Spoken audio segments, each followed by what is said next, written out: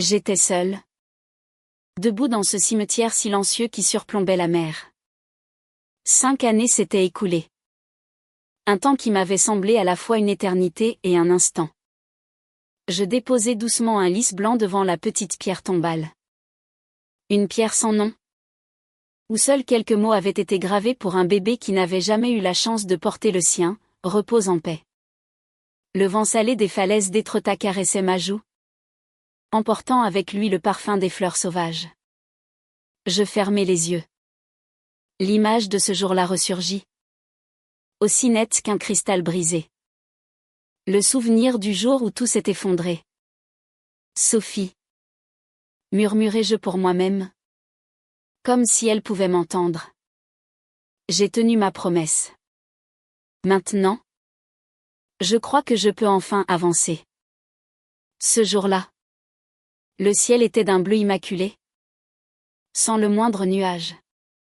Nous étions dans un château somptueux de l'Île-de-France, un de ces domaines historiques avec des jardins à la française et des fontaines murmurantes. Une chapelle privée d'un blanc pur, un parc verdoyant, et une salle de réception où des lustres en cristal de baccarat scintillaient comme des constellations captives. Ce devait être le plus beau jour de ma vie. Le jour de mon mariage avec Chloé de Varenne. Je m'appelais Léo Dubois. J'avais fondé Ciel Azur Tech, ma start-up, en partant de rien. Né dans une famille modeste, j'avais travaillé sans relâche, avec cette fierté un peu brute de celui qui s'est construit tout seul. Épouser Chloé, héritière d'une grande famille de l'aristocratie financière, n'était pas seulement un acte d'amour. C'était le symbole de ma réussite, le sceau qui validait mon ascension sociale. C'était le premier pas vers un avenir que j'imaginais radieux. Dans le miroir de la suite réservée aux mariés, mon reflet me renvoyait l'image d'un homme tendu. Mon smoking sur mesure était impeccable. La fleur blanche piquée à ma boutonnière semblait presque trop éclatante. J'étais nerveux. Mais ce n'était pas seulement le trac habituel du futur époux. Il y avait autre chose. Une sorte de malaise indéfinissable qui flottait au fond de moi. On frappa doucement à la porte. C'était Marc, mon meilleur ami et mon témoin. Léo, mon vieux. Prêt pour le grand saut? T'as une mine affreuse. Je forçai un sourire. Un peu stressé. C'est tout. J'ai du mal à réaliser. C'est normal, dit-il en me donnant une tape amicale sur l'épaule. Tu vas t'engager pour la vie. Mais franchement, épouser une femme comme Chloé, t'es un sacré vénard. Elle est sublime. Je hochai la tête, un sourire vague aux lèvres. Oui. J'étais un vénard. Chloé était jeune, magnifique, avec une insouciance presque enfantine. Son rire cristallin avait le don d'apaiser mes journées les plus sombres, celles passées à lutter pour que mon entreprise reste à flot. Son père, Monsieur de Varenne, un homme d'affaires redoutable, m'avait pris en affection. Ce mariage était aussi une alliance stratégique qui ouvrirait des portes incroyables pour Ciel Azur Tech. Tout était parfait. Trop parfait. C'était ça. Cette perfection avait quelque chose d'artificiel, de fragile. Et au fond de ma poitrine, cette petite épine continuait de me piquer. Ce n'était pas l'angoisse de savoir si les invités seraient satisfaits ou si mon discours serait à la hauteur. C'était une peur plus profonde, plus viscérale, que je n'arrivais pas à nommer. Mon smartphone vibra discrètement dans la poche de mon pantalon. Je fronçai les sourcils. Un appel du bureau juste avant la cérémonie? J'espérais que ce n'était pas une urgence. Je sortis l'appareil et regardai l'écran. Ce n'était pas un appel. C'était un message. D'un numéro masqué. Mon cœur cessa de battre pendant une seconde. Le message était court. Brutal. Tu veux savoir à qui ta fiancée offre vraiment sa pureté? Si oui. Monte tout de suite dans la suite de la mariée. Au 2e étage. Le monde autour de moi se figea. Les sons devinrent sourds. Les couleurs fades. Mon premier réflexe fut de penser à une mauvaise blague. Une plaisanterie cruelle d'un concurrent jaloux? Ou d'un vieil ami d'enfance un peu trop porté sur l'humour noir? Je voulais le croire. Mais les mots étaient là. Gravés sur l'écran. Et ils résonnaient avec une certitude dérangeante.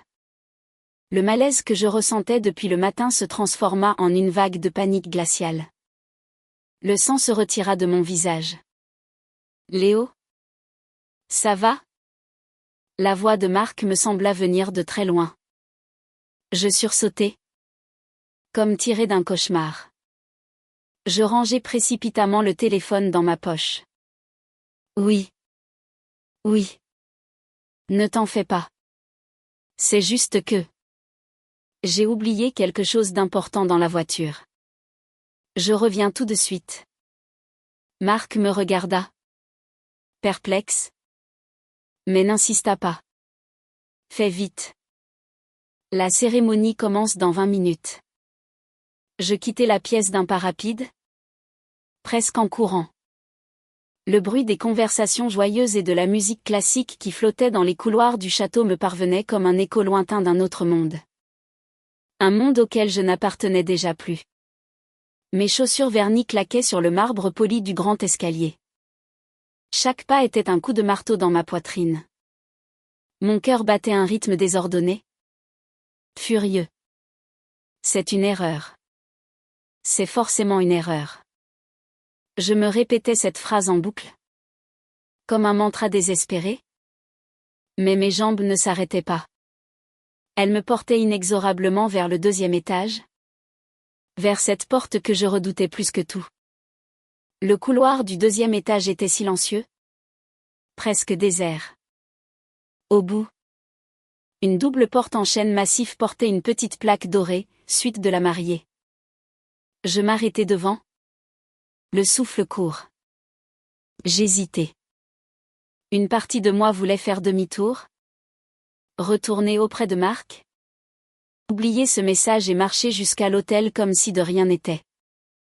Vivre dans le mensonge. Mais préserver l'illusion du bonheur. Mais l'autre partie. Celle qui avait lutté toute sa vie pour la vérité. Pour la transparence. Ne pouvait pas reculer. Je devais savoir. Je pris une profonde inspiration. L'air semblait lourd. Irrespirable. Ma main tremblait légèrement en se posant sur la poignée de porte en laiton froid. Je la tournai lentement. La porte n'était pas verrouillée. Avec une infinie précaution. Pour ne faire aucun bruit. Je la poussai. Et ce que je vis me coupa le souffle. La scène se déroula devant mes yeux comme au ralenti. Une vision d'horreur dans un décor de rêve. La lumière douce du soleil d'après-midi filtrait à travers les rideaux de soie, baignant la pièce d'une lueur dorée. Mais cette lumière ne faisait que rendre le spectacle plus insoutenable. La robe de mariée, cette création magnifique en dentelle et en satin, gisait sur le sol comme un linceul abandonné. Le collier de perles, celui que j'avais offert à Chloé pour nos fiançailles, était jeté nonchalamment sur un fauteuil. Et sur le grand lit à baldaquin, au centre de la pièce, 2 corps enlacés. 2 ombres qui se mouvaient avec une lenteur sensuelle. L'une était ma future femme, Chloé. Ses longs cheveux blonds étaient étalés sur les oreillers. L'autre était un homme que je connaissais trop bien. Un homme que je ne pouvais pas confondre. Adrien Moreau. L'architecte qui dirigeait le prestigieux cabinet, Atelier Cœur de Bois. Le supérieur de Chloé. Et mon partenaire sur l'un de mes plus gros projets. Une odeur écœurante de vin bon marché et de parfums sucrés flottait dans l'air. Ils ne m'avaient pas encore vu. Ils étaient dans leur bulle. Sourds et aveugles au monde extérieur. Puis, La voix de Chloé. Une voix douce et mielleuse que je croyais connaître, brisa le silence. Une voix qui n'était pas pour moi. Adrien. Je t'aime. Je t'aime tellement. La réponse d'Adrien fut un murmure pressé. Moi aussi. Chloé. Mon amour. Mais il ne nous reste plus beaucoup de temps. La cérémonie va commencer. Non. Supplia TL. Sa voix se brisant dans un sanglot fin. Ne pars pas. Je ne veux pas l'épouser. Je ne veux pas épouser Léo. C'est à toi que je veux m'offrir. C'est toi. Mon premier. Mon seul amour. Chaque mot était un poignard qui s'enfonçait dans ma chair. Le petit bouquet de fleurs des champs que j'avais cueilli moi-même le matin pour lui offrir juste avant la cérémonie tomba de ma main. Il heurta le parquet avec un bruit sec et dérisoire. Ce son, si faible soit-il, les arracha à leur étreinte. Ils se retournèrent brusquement vers la porte. Vers moi. Le visage de Chloé se vida de tout son sang. Ses yeux, si bleus, si purs, se dilatèrent de terreur et de stupeur. Son expression angélique se tordit en un masque hideux. Adrien, paniqué, tenta maladroitement de se couvrir avec le drap. Son visage congestionné par l'alcool et la honte. Je ne pouvais pas parler. Je ne pouvais pas bouger. Je restais là. Sur le seuil, fixant la scène, gravant chaque détail dans ma mémoire. Le plus beau jour de ma vie venait de se transformer en un enfer. Un enfer froid et silencieux, qui portait le nom de trahison. Léo. La voix de Chloé était à peine un souffle. Un filet tremblant qui tentait de prononcer mon nom. Mais ce nom, dans sa bouche, n'avait plus aucune signification. Il ne m'atteignait plus. Je les regardais, l'un après l'autre. Le silence s'épaissit, devint lourd, suffocant. Puis, enfin, ma propre voix s'éleva, basse et glaciale, méconnaissable. Une voix qui semblait venir des profondeurs d'un tombeau. Chloé. C'est ça. Ton idée du bonheur? Ma voix était si calme, si dépourvue d'émotion qu'elle me surprit moi-même. C'était une voix qui avait dépassé la colère et la tristesse pour atteindre un état de vide absolu. Chloé sursauta, le souffle coupé. D'un geste affolé, elle ramena le drap de soie jusqu'à son menton, comme si ce simple morceau de tissu pouvait la protéger de mon regard. Le mascara avait coulé le long de ses joues, traçant des sillons noirs sur sa peau pâle. Mais au-delà de la peur, je vis briller dans ses yeux une lueur d'insolence, de défi. Non. Ce n'est pas ce que tu crois. Léo. Je peux tout expliquer. Je la coupais. Mon ton aussi tranchant qu'une lame de rasoir. Je ne veux pas de tes excuses. Réponds simplement à ma question. Est-ce que c'est ça que tu voulais?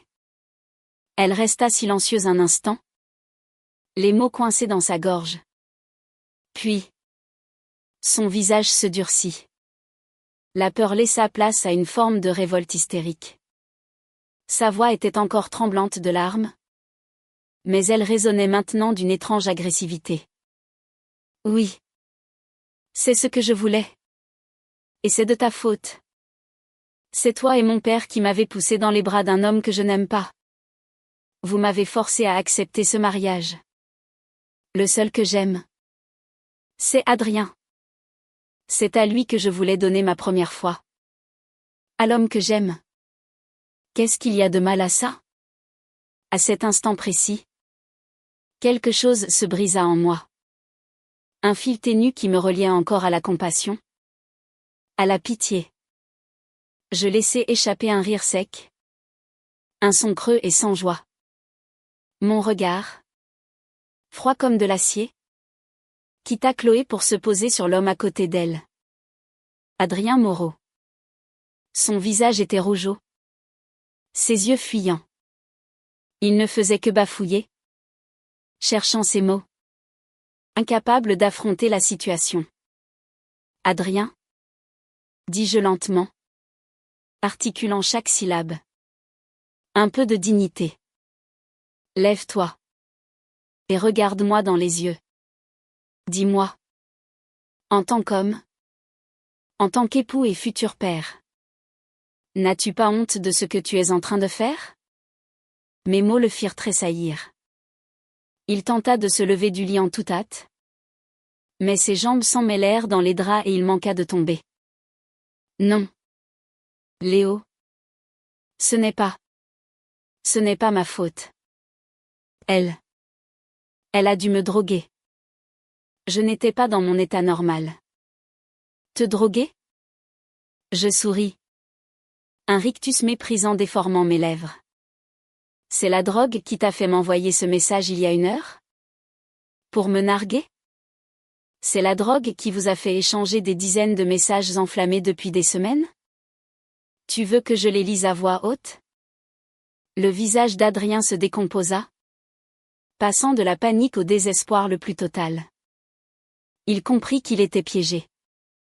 C'est à ce moment-là que la porte de la suite, que j'avais laissée entr'ouverte, s'ouvrit à la volée. Une silhouette se dessina sur le seuil. C'était une femme. Le visage rayonnant d'un immense sourire. Elle portait une jolie robe de maternité qui mettait en valeur son ventre très arrondi. Dans ses mains, elle tenait une petite boîte cadeau joliment emballée. C'était Sophie. Sophie Durand. La femme d'Adrien. Elle était sans doute venue lui faire une surprise. Lui offrir un petit quelque chose avant qu'il ne prononce son discours de témoin à mon mariage. Mais son sourire se figea instantanément lorsqu'elle découvrit la scène. Son regard passa de Chloé, nue sous son drap, à son mari, qui essayait piteusement de boutonner sa chemise. Puis ses yeux se posèrent sur moi. Sur mon visage ravagé par la douleur et la haine. En une fraction de seconde, elle comprit. Elle comprit tout. Adrien. Sa voix n'était qu'un murmure brisé. Le son fragile d'un verre qui se fissure. Elle avança d'un pas chancelant. Ses yeux fixés sur son mari. Comme si elle refusait de croire à l'horreur qu'elle voyait. Qu'est-ce que tu fais ici? Soudain, ses genoux cédèrent. La petite boîte cadeau lui glissa des mains et tomba sur le sol avec un bruit mat. Ah! Mon ventre! Le bébé! Son visage se crispa de douleur. Elle porta les mains à son ventre arrondi. Son corps secoué de spasmes. Puis, comme une poupée de chiffon dont on aurait coupé les fils, elle s'effondra. Le bruit sourd de son corps heurtant le parquet glaça le sang de toutes les personnes présentes dans la pièce. De l'endroit où elle était tombée, une tache rouge commença à s'étendre lentement sur le carrelage blanc de l'antichambre. Une tache d'un rouge vif, presque irréel. La couleur du désespoir. Une ambulance. Appelez une ambulance. Je fus le premier à retrouver mes esprits. Je me précipitai vers Sophie. Je la pris dans mes bras. Son corps était froid. Sa conscience semblait s'évanouir. Je sentis une rage froide et pure monter en moi. Une rage si intense qu'elle me rendit étrangement lucide. Je me tournai vers les 2 silhouettes pétrifiées sur le lit. Ma voix tremblait. Mais chaque mot était chargé de venin. Vous ne m'avez pas seulement trahi. Vous avez détruit la vie d'une femme innocente. Et celle de son enfant à naître. Retenez bien ceci. Ce mariage. Aujourd'hui. Ce sera les funérailles de votre honneur. Dehors. Au loin. Le son strident d'une sirène d'ambulance commença à se faire entendre. Il résonnait dans mes oreilles comme le glas annonçant le début de l'enfer. La sirène hurlante déchira l'atmosphère festive du château. En quelques secondes, l'ambiance joyeuse fut remplacée par une vague de panique et de confusion. Les portes de la grande salle de réception s'ouvrirent. Le personnel courait dans tous les sens. Les invités, un verre de champagne à la main, se regardaient avec des airs interrogateurs, leurs murmures se propageant comme une onde de choc. L'espace qui, quelques minutes plus tôt, était rempli de vœux de bonheur, était désormais un tribunal où s'échangeaient des regards curieux et accusateurs. Je descendis l'escalier en courant, serrant fort le corps inerte de Sophie dans mes bras. Les nappes blanches, les compositions florales, les plats délicats encore intacts. Tout cela me semblait être le décor grotesque d'une tragédie. Léo. Mais qu'est-ce qui se passe? Bon sang. Marc se précipita vers moi. Le visage décomposé. Je n'avais même pas le temps de lui expliquer. Poussez-vous. Laissez-moi passer. Criai-je en fendant la foule des invités. Leurs regards étaient comme des poignards plantés dans mon dos. Au sommet de l'escalier, j'aperçus Chloé et Adrien qui descendaient prudemment. Elle avait enfilé à la hâte un peignoir de soie. Lui avait boutonné sa chemise de travers. Ils étaient livides. Leurs parents se dressèrent devant eux. Le père de Chloé, Monsieur de Varenne, avait le visage violet de colère. Il tremblait de la tête aux pieds. Chloé. Qu'est-ce que ça veut dire? Explique-toi. Son hurlement résonna dans le grand hall. Chloé tressaillit, mais le regarda avec des yeux pleins de défi. C'est ta faute? Papa. C'est toi qui as voulu me marier de force à un homme que je n'aime pas. Quoi? Espèce d'ingrate. Il leva la main sur elle. Mais sa femme, Madame de Varenne, s'interposa en pleurant. Arrête. Charles. Je t'en prie. Mais. Chloé. Comment as-tu pu faire une chose pareille? C'est nous. Nous t'avons trop gâté. Les sanglots de la mère, les cris du père et les chuchotements des invités se mélangeaient pour former une cacophonie infernale. Je tournai le dos à cette scène pathétique et me hâtai vers l'ambulance qui venait d'arriver. J'aidai les ambulanciers à installer Sophie sur le brancard. Vous êtes de la famille? Me demanda l'un d'eux. Je marquai une pause. Je suis un ami. C'était tout ce que je pouvais dire. L'ami de la femme de l'homme qui m'avait trahi. Quelle ironie cruelle. L'ambulance démarra en trombe. Assis à côté de Sophie, je lui tenais la main. Elle était glacée. Mon smoking blanc était maculé de son sang. Elle ouvrit faiblement les yeux. Ses lèvres murmurèrent quelques mots à peine audibles. Le bébé. S'il vous plaît. Sauvez-le. Tenez bon. Sophie. N'abandonnez pas. Votre bébé a besoin de vous. Je tentais de l'encourager. De lui insuffler un peu de ma propre rage de vivre. Sans savoir si mes mots l'atteignaient. À l'hôpital, elle fut immédiatement conduite en salle d'opération d'urgence. Une infirmière me retint à la porte. Je restai là. Impuissant. Devant la porte surmontée d'un voyant rouge. Le bruit métallique de la porte qui se refermait résonna lourdement dans le couloir silencieux. Je m'appuyai contre le mur, serrant les dents pour contenir le flot de colère et d'impuissance qui menaçait de me submerger. Un souvenir douloureux de mon enfance refit surface, le jour où ma propre mère avait fait une fausse couche. Le dos voûté de mon père? Ce jour-là. Il ressemblait étrangement au mien. Maintenant. Des pas précipités me tirèrent de mes pensées. Je me retournai. Chloé et Adrien venaient d'arriver. Essoufflés. Chloé portait toujours son peignoir. Son visage ravagé par les larmes et le maquillage était méconnaissable. Adrien s'approcha de moi. La voix tremblante. Léo. Je te jure. Elle m'a drogué. Ce n'était pas intentionnel. Je me retournai lentement et l'attrapai par le col de sa chemise. Mes yeux brûlaient de fureur. La drogue? Répète un peu ça.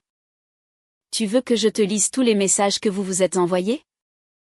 Ou peut-être que j'aurais dû filmer vos ébats pour les montrer à ta femme quand elle se réveillera? Il déglutit. Incapable de répondre. Chloé intervint. Sa voix stridente déchirant le silence de l'hôpital. Arrête. Ne l'accuse pas. C'est moi qui l'aime. C'est notre amour qui est le véritable amour. Je ne pus m'empêcher de rire. Un rire sec. Méprisant. Le véritable amour? Le jour de ton mariage? Abandonner ta robe pour coucher avec le mari d'une autre femme? C'est ça? Ton véritable amour? Chloé. Tu n'as même pas honte? Les parents de Chloé arrivèrent à leur tour. Son père explosa de nouveau. Tu fais honte à notre nom. Tu as traîné le nom des de Varenne dans la boue. C'est de ta faute? Papa! Cria-t-elle. Si tu ne m'avais pas forcé, rien de tout ça ne serait arrivé. J'aime Adrien. Je veux vivre avec lui. En entendant cela, Monsieur de Varenne porta la main à sa poitrine, pris d'une violente quinte de toux. Sa femme le soutint de justesse. Adrien, lui, s'était effondré contre la porte froide du bloc opératoire. Sophie. Pardonne-moi. C'était une erreur? Juste une seule fois. Je t'en supplie. Pardonne-moi. À ce moment-là, une voix tendue s'éleva de l'autre côté de la porte. C'était celle d'un chirurgien. L'hémorragie ne s'arrête pas. Préparez une transfusion. La famille doit signer une autorisation pour une intervention d'urgence. Sans hésiter. Je m'avançai. Je signe. Je suis son ami. J'assume l'entière responsabilité. Adrien me foudroya du regard. De quel droit? C'est ma femme. Je l'attrapai de nouveau et le plaquai contre le mur. Ta femme? L'homme qui abandonne sa femme enceinte pour coucher avec une autre a-t-il le droit de se dire son mari? Ton statut de mari est mort à l'instant même où tu l'as trahi. Il ne trouva rien à répondre, glissant le long du mur jusqu'au sol. Chloé se jeta sur lui, le protégeant de son corps. Ne le frappe pas. Frappe-moi si tu veux. Je l'ai regardé de haut. Un dégoût infini dans les yeux. Te rabaisser à ce point pour protéger un lâche pareil. C'est à la fois pathétique et répugnant. Le silence s'installa, seulement troublé par le bip régulier des moniteurs qui parvenaient du bloc. Tous les regards étaient tournés vers moi. Je me redressai, le dos droit, et comme un juge rendant son verdict, je prononçai chaque mot lentement, distinctement. Écoutez-moi bien. À partir de cet instant, je vous considère tous les deux comme morts. Je ne pardonnerai jamais. Et je ferai en sorte que le monde entier sache l'ampleur de votre trahison. Ce n'est que le début. Le voyant rouge au-dessus de la porte du bloc opératoire était toujours allumé. Mais tous ceux qui étaient présents sentaient que le véritable jugement venait d'être rendu. Non pas par un médecin, mais par cet homme à qui on avait tout pris le jour de son mariage. Au-dessus de la porte du bloc opératoire, la lumière rouge s'éteignit brusquement. Un silence lourd s'installa dans le couloir, chaque seconde s'étirant comme une éternité. Puis, la porte s'ouvrit lentement, révélant la silhouette fatiguée d'un chirurgien. Il retira son masque, son visage marqué par l'épuisement et la tristesse. L'opération est un succès. La mère est hors de danger. Mais, Il marqua une pause, baissant les yeux avec une expression douloureuse. Nous n'avons pas pu sauver l'enfant. L'annonce tomba comme une pierre. Elle frappa chacun de nous en plein cœur. Je serrai les poings si fort que mes ongles s'enfoncèrent dans mes paumes. Je m'étais préparé au pire. Mais la douleur qui me tordait les entrailles était insupportable. Quelques instants plus tard, Sophie fut ramenée du bloc sur un brancard. Son visage était d'une blancheur de cire. Son front perlé de sueur. Ses yeux s'ouvrirent faiblement et la première personne qu'elle vit fut son mari. Adrien. Sa voix était à peine un souffle. Adrien se précipita vers elle. Ses propres larmes coulant sans retenue. Sophie. Je suis désolée. C'est ma faute. Pardonne-moi. Je t'en supplie. Une seule fois. Je te jure. Il lui prit la main, implorant son pardon. Sophie le regarda fixement. Sans un mot. Une seule larme roula lentement sur sa tempe. Puis, dans un effort qui sembla lui coûter toutes ses forces, elle détourna la tête. Elle se mordit la lèvre si fort qu'une goutte de sang perla. Et avec une force insoupçonnée, elle se redressa à moitié. Clac! Le son sec et claquant de la gifle résonna dans le couloir silencieux. La main de Sophie venait de s'abattre sur la joue d'Adrien. Ça, dit-elle. Sa voix rauque mais pleine d'une fureur glaciale. C'est pour mon bébé. Adrien resta figé, abasourdi. Avant même qu'il ait pu réagir, une deuxième gifle frappa son autre joue. Et ça, c'est pour la femme stupide que j'ai été. Celle qui t'a cru aveuglément. Sa peau rougit sous l'impact. Tout le monde retenait son souffle. Sophie ne s'arrêta pas. La troisième gifle fut encore plus violente. Ça, c'est pour toutes les années de notre mariage que tu as souillé avec ta trahison. Enfin. La dernière gifle s'abattit avec un cri de pure rage. Et ça, c'est pour avoir traîné mon enfant, qui n'a même pas eu la chance de naître. Et moi-même. Dans la boue de tes désirs égoïstes.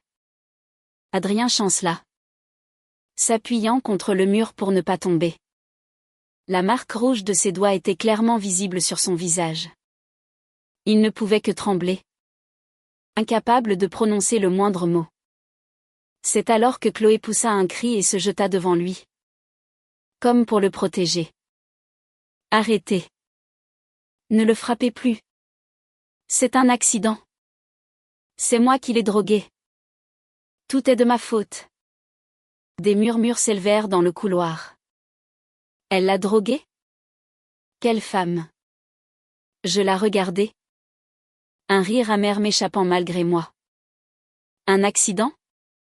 L'homme qui abandonne sa femme enceinte pour se glisser dans le lit d'une autre. Tu appelles ça un accident? Chloé? Je m'approchai lentement d'elle, m'arrêtant juste devant son visage. Si tu ne m'aimais vraiment pas, pourquoi ne l'as-tu pas dit il y a 6 mois? Lors de nos fiançailles? Pourquoi ne l'as-tu pas dit juste avant d'entrer dans la chapelle? Non. Tu as choisi de jeter ta robe de mariée par terre le jour même de la cérémonie pour coucher avec le mari d'une autre. Tu ne m'as pas seulement trahi moi. Tu as fait de nous tous la risée du monde entier. Je me penchai, plongeant mon regard dans le sien. Sa voix était un murmure glacial chargé de mépris. Chloé de Varenne. Tu es une femme remarquable. Tu as réussi à transformer ton propre mariage en l'avis de décès de l'honneur de ta famille. Ces mots atteignirent son père, qui se tenait un peu plus loin. Il se mit à trembler, pointant un doigt accusateur vers sa fille. Ses lèvres devenues bleues. Je te renie. Tu n'es plus ma fille. Notre famille n'a plus de place pour toi. Sa mère s'effondra en sanglotant. Plus personne ne défendait Chloé. Tous les regards la transperçaient, chargés de colère et de dégoût. Adrien se couvrit le visage de ses mains, murmurant d'une voix à peine audible. Sophie. C'était vraiment une seule erreur. Elle releva son visage baigné de larmes. Mais sa voix était dure comme la glace. Une seule trahison est une trahison pour toujours. Je ne te pardonnerai jamais. Ces mots furent la lame finale qui transperça le cœur d'Adrien. Il s'affaissa sur le sol. Je contemplais la scène, immobile. Au fond de moi, le feu de la haine brûlait. Mais une décision venait d'être prise. À partir de cet instant, j'allais leur faire payer leur trahison, jusqu'à la dernière goutte de leur sang. La confusion se dissipa peu à peu. Sophie fut conduite dans une chambre privée. La lumière crue des néons rendait son visage encore plus pâle. Je me tenais près de son lit, mon smoking toujours taché de sang. Elle ouvrit les yeux, son regard se posant sur moi. Sa voix était éraillée. Merci. Léo. Vous n'avez pas à me remercier. C'est votre mari qui devrait être à genoux devant vous. C'est lui qui vous a trahi. Vous et votre enfant qui n'a jamais vu le jour. À ces mots, elle se mordit la lèvre et de nouvelles larmes coulèrent sur ses joues. J'ai été aveugle pendant si longtemps. Je n'arrêtais pas de me dire qu'Adrien changerait, qu'il finirait par me revenir. J'attendais. Je supportais tout en silence. Mais maintenant, je comprends. Certaines personnes ne méritent pas qu'on les attende. Je me tournai vers la fenêtre. La nuit parisienne scintillait de mille feux. Mais dans mon cœur, les flammes de la colère ne montraient aucun signe d'apaisement. On frappa doucement à la porte. Les parents de Chloé entrèrent. Ils semblaient avoir vieilli de 10 ans en une seule journée. Monsieur de Varenne prit la parole d'une voix lourde. Léo. Pour ce qui s'est passé aujourd'hui, la famille de Varenne vous présente ses plus profondes excuses. Je me retournai, les fixant avec des yeux vides. Vos excuses ne me rendront pas mon honneur. Mon mariage est devenu un cirque médiatique. Vous pensez vraiment que quelques mots suffiront? Madame de Varenne me supplia, les larmes aux yeux. S'il vous plaît. Essayons de régler ça à l'amiable. Au nom de notre ancienne amitié. Soudain, du lit, la voix de Sophie les interrompit. Non. Madame. Tout est déjà très clair. Je n'ai pas besoin d'excuses vides de sens. Ce que je veux, c'est la justice. Pour mon enfant. Un silence de mort s'installa dans la chambre. Ces mots étaient un couteau qui remuait la plaie de chacun. Je me tournai vers elle. Nos regards se croisèrent. Dans nos yeux brillait la même lueur de détermination. D'une voix rauque, je dis. Si c'est ce que vous voulez, alors je me battrai à vos côtés.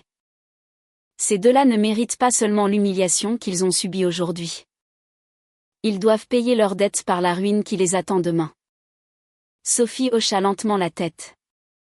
Oui. Je suis d'accord. À cet instant, la porte s'ouvrit et Adrien et Chloé apparurent, l'air hagard. Chloé se précipita vers le lit de Sophie, voulant s'agenouiller. Sophie. Pardonnez-moi. Tout est de ma faute. Mais s'il vous plaît, pardonnez à Adrien. Sophie laissa échapper un rire glacial. Te pardonner? Tu as drogué mon mari. Tu m'as pris mon enfant. Et tu me demandes de te pardonner? Pour qui me prends-tu? Pour une sainte? Adrien tenta d'intervenir. Sophie. Arrête. Elle m'a piégé. C'est toi que j'aime. Je le coupais net. Tu l'aimes? L'homme qui se blottit contre sa maîtresse pendant que sa femme souffre sur une table d'opération? C'est avec cette bouche que tu oses parler d'amour? Adrien? Voyant que ses supplications étaient vaines, Chloé se tourna vers moi, hurlant. Léo. Tu ne m'as jamais aimé non plus. Pourquoi tu en fais tout un drame? Toi aussi. Tu cherchais un intérêt dans ce mariage. Je la regardai droit dans les yeux et souris froidement. C'est vrai? J'ai pensé à l'intérêt. Mais je pensais aussi qu'avec de l'honnêteté, on pouvait construire une relation. C'est toi qui as transformé tout ça en un bourbier. Alors, si je décide de faire de toi et de ton amant un exemple pour le monde entier, tu n'auras pas le droit de te plaindre. L'atmosphère dans la chambre était électrique. Monsieur de Varenne s'était effondré sur une chaise. Sa femme pleurait en silence. Sophie regarda Chloé. Puis Adrien. Et déclara, détachant chaque mot. Je vais demander le divorce. Et je vais liquider toutes mes parts dans l'entreprise. À partir de maintenant, je travaillerai avec Léo. Vous n'aurez plus qu'à attendre et à regarder le marécage que vous avez créé vous engloutir. À ces mots, Adrien se figea et Chloé se mit à hurler. Je ne le permettrai pas. C'est moi qu'Adrien aime. Dis-le lui. Dis-le lui. Il bafouilla. Désemparé. Je ne veux pas tout perdre. Je ricochetai. Rassure-toi. Tu vas tout perdre. Ta femme. Ton enfant. Et ton entreprise. C'est le prix de la trahison. Adrien s'effondra sur le sol. Chloé tomba à genoux, tremblante. Sophie et moi. Nous nous regardâmes. Au milieu de la douleur et de la haine, une alliance venait de naître. L'alliance des trahis. Et son seul but était de traîner les traîtres au plus profond de l'enfer. Le lendemain matin, Paris s'éveilla sous une pluie froide et tenace. Le ciel, d'un gris de plomb, semblait refléter l'état de mon âme. J'avais passé la nuit au bureau de Ciel Azur Tech, sans fermer l'œil. Mon costume noir ressemblait à un vêtement de deuil. Lorsque mes employés arrivèrent, ils me dévisagèrent avec un mélange de pitié et de crainte. L'image du patron calme et posé qu'ils connaissaient avait disparu. À sa place se tenait un étranger. Un homme entouré d'une aura glaciale et impitoyable. Dans mon bureau, j'étalai un épais dossier sur la grande table en verre. En face de moi était assise Sophie.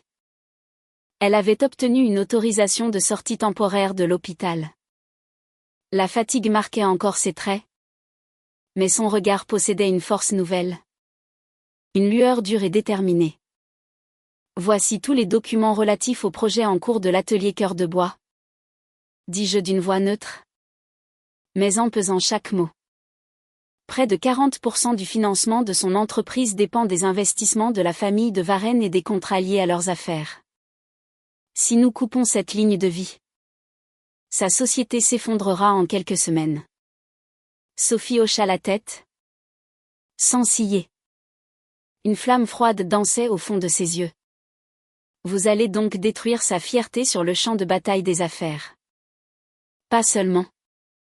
Répondis-je en m'adossant à mon fauteuil.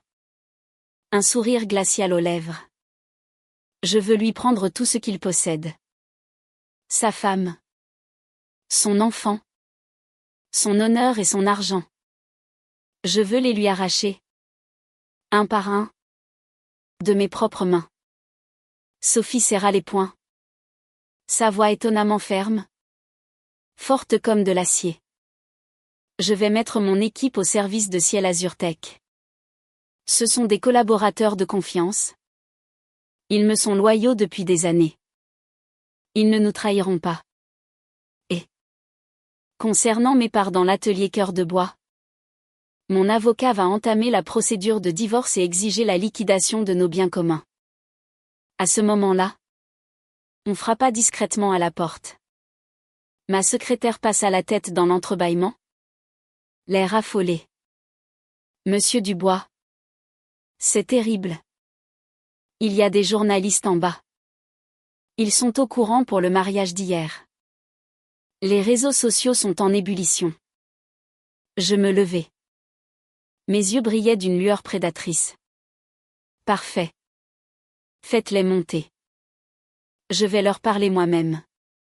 Quelques minutes plus tard, les journalistes de plusieurs magazines à scandale se pressèrent dans mon bureau. Les objectifs des appareils photo et les micros se tournèrent tous vers moi. L'un d'eux, plus audacieux que les autres, lança la première question. Monsieur Dubois, est-il vrai que votre fiancée, Chloé de Varenne, vous a trompé le jour de votre mariage avec monsieur Adrien Moreau? Je l'ai regardé droit dans les yeux, sans aucune trace de peur ou d'hésitation, et je souris froidement. C'est la stricte vérité. Toutes les personnes présentes au château en ont été témoins. Je n'ai aucune raison de le cacher. Je n'ai aucune pitié à avoir pour les traîtres. Un autre journaliste, excité, tendit son micro vers moi. Avez-vous un message à faire passer à mademoiselle de Varenne? Je fixai l'objectif de la caméra la plus proche, sachant que mes paroles allaient être diffusées dans tout le pays. Je parlais d'une voix claire et forte.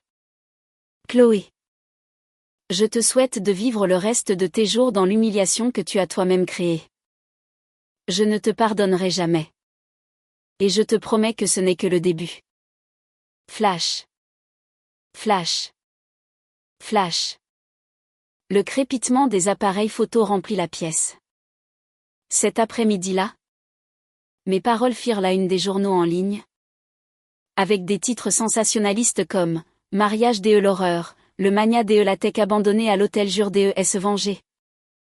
Après le départ des journalistes, Sophie me demanda doucement. « Vous n'avez pas peur de leur pitié ?» J'esquissai un sourire en coin. Je n'ai pas besoin de pitié. Ce dont j'ai besoin, c'est que le monde connaisse la vérité. Je veux que chaque fois que quelqu'un entendra le nom de Chloé de Varenne ou d'Adrien Moreau, ils se souviennent de leur trahison abjecte. Sophie hocha la tête. Je vis dans son regard une confiance totale et une profonde empathie. Au même moment, dans l'immense hôtel particulier des de Varenne, un silence de mort régnait. Chloé, vêtue d'un simple déshabillé de soie, était recroquevillée dans un coin de son lit, les genoux ramenés contre sa poitrine. Ses yeux étaient rouges et gonflés. Quand Adrien entra dans la chambre, il était lui aussi dans un état déplorable. Sa chemise froissée et le désespoir gravé sur son visage. Adrien. Qu'est-ce qu'ils disent sur moi? Sur Internet? Demanda-t-elle d'une voix tremblante. Il jeta violemment un journal sur la table. C'est un massacre. Sur les réseaux sociaux? Ils t'appellent la mariée de la honte. L'action de mon entreprise a chuté. Mes clients se retirent les uns après les autres. Non seulement tu as tué le bébé de Sophie, mais tu as aussi entraîné ma vie en enfer. Chloé éclata en sanglots et se cramponna à lui. Mais j'ai fait tout ça parce que je t'aime. Je voulais juste que tu sois à moi. Adrien la repoussa brutalement. L'amour? Réduire ma vie en cendres? C'est ça. Ton amour? Si ma boîte fait faillite? Si je perds tout? Est-ce que tu seras encore à mes côtés? Elle resta sans voix, les lèvres tremblantes, incapable de répondre. Pendant ce temps, dans mon bureau, je signais un contrat de partenariat avec un important fonds d'investissement étranger. Sophie, assise en face de moi, sourit doucement. La première étape est un succès. Avec ça, nous pouvons porter le coup de grâce à l'entreprise d'Adrien. En effet, dis-je en posant mon stylo. Demain, lorsque vous déposerez officiellement votre demande de divorce et la requête de partage des biens, il perdra tout ce qui lui reste devant les tribunaux. Alors que la pluie froide continuait de frapper les vitres, Notre alliance se solidifiait. Le chemin de la vengeance que nous tracions ne laissait aucune issue à Adrien Moreau et Chloé de Varenne. Cette nuit-là, l'hôtel particulier des de Varenne ressemblait à une maison hantée. Les lustres en cristal brillaient de tout leur feu. Mais leur lumière semblait froide et vide. Adrien était avachi dans un canapé, une bouteille de cognac à moitié vide à la main. Chloé descendit de sa chambre. Elle portait un déshabillé léger sous un peignoir et avait mis un peu de rouge à lèvres pour masquer son visage épuisé. Elle s'approcha doucement d'Adrien et lui murmura d'une voix câline. « Adrien, arrête de boire. Tout va bien se passer. Je suis là. Je vais t'aider à surmonter tout ça. » Il repoussa sa main avec violence. « Tais-toi. Tout est de ta faute. Les actions chutent. Les partenaires se sont retirés. L'entreprise est au bord du gouffre. Comment oses-tu me dire que tout va bien se passer ? » Le visage de Chloé se crispa, puis se décomposa en larmes. « J'ai fait une erreur. Je sais. Mais si j'ai tout abandonné, c'est parce que je t'aimais. Tu ne comprends pas ? J'ai même sacrifié mon propre honneur pour toi. » Adrien laissa échapper un rire méprisant. « Ton honneur ? Penses-tu vraiment qu'il t'en reste ? Même tes propres parents t'ont renié. Ne parle pas de sacrifice alors que tu m'as entraîné dans ta chute. » Le silence devint glacial. Après un long moment, Chloé prit une profonde inspiration. Une lueur calculatrice s'alluma dans ses yeux. Elle s'assit à côté de lui et lui chuchota à l'oreille, sa voix aussi acérée qu'un couteau. « Adrien, écoute-moi bien. Si tu veux t'en sortir, il n'y a qu'une seule solution. » « Laquelle ? » ?»« Utiliser ma famille. Mon père a dit qu'il me reniait. Mais il ne pourra pas rester les bras croisés si l'honneur des de Varenne est en jeu. Si tu m'épouses officiellement, il sera obligé de t'aider financièrement. Pour sauver les apparences. » Adrien la dévisagea, stupéfait. « T'épouser. Après tout ça, tu penses que j'en aurais le courage ? » Chloé sourit avec arrogance. « Tu préfères voir ton entreprise mourir ? Tu n'as plus rien à perdre. Tu sais très bien que Léo et Sophie se sont alliés. Ils veulent te détruire complètement. Mais si tu me prends la main, tu auras au moins le soutien de la famille de Varenne. Sinon, tu finiras sans un sou. » Adrien serra si fort la bouteille dans sa main que ses veines saillirent. Il savait qu'elle avait raison. C'était sa seule issue. Mais en même temps, un profond dégoût le submergeait. « Tu ne m'aimes pas. Tu n'aimes que le pouvoir et l'argent.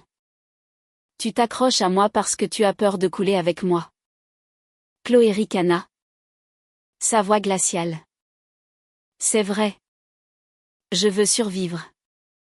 Mais toi aussi, tu n'as plus personne d'autre sur qui compter. Sophie t'a quitté pour s'allier à Léo Dubois. Le monde entier t'a tourné le dos. Il ne reste que moi. Tu peux me haïr, m'insulter. Mais tu as besoin de moi. Adrien. » Il la fixa, plongeant son regard dans ses yeux remplis de mensonges. Il se sentit humilié, souillé. Mais il ne put prononcer les mots de refus. Dans ce marécage de désespoir, les paroles de Chloé lui apparaissaient comme une dernière bouée de sauvetage. La nouvelle se répandit comme une traînée de poudre. Adrien Moreau et Chloé de Varenne allaient se marier. Officiellement. Le tout Paris ne parlait que de ça. Les cercles mondains bruissaient de rumeurs. Les réseaux sociaux débordaient de commentaires moqueurs. Un mariage pour laver la honte ? Pathétique. C'est clairement un mariage d'affaires pour sauver ce qui peut l'être. La mariée infidèle devient l'épouse légitime. Quelle farce! Le jour de la cérémonie, l'hôtel particulier des de Varenne fut de nouveau illuminé. Une file de voitures de luxe déposait un flot continu d'invités endimanchés. Mais l'atmosphère n'avait rien de festif. Chaque sourire était faux. Chaque poignée de main dissimulait mal la curiosité malsaine et le mépris. Dans la chambre de la mariée, Chloé, vêtue d'une robe blanche d'un grand couturier, se regardait dans le miroir. Son maquillage parfait ne parvenait pas à masquer l'anxiété dans son regard. Elle se parlait à elle-même. Comme pour se convaincre. Il suffit de tenir le coup aujourd'hui. Juste aujourd'hui. Et je serai officiellement Madame Moreau. Plus personne n'osera se moquer de moi. Sa mère, Madame de Varenne, entra silencieusement dans la pièce.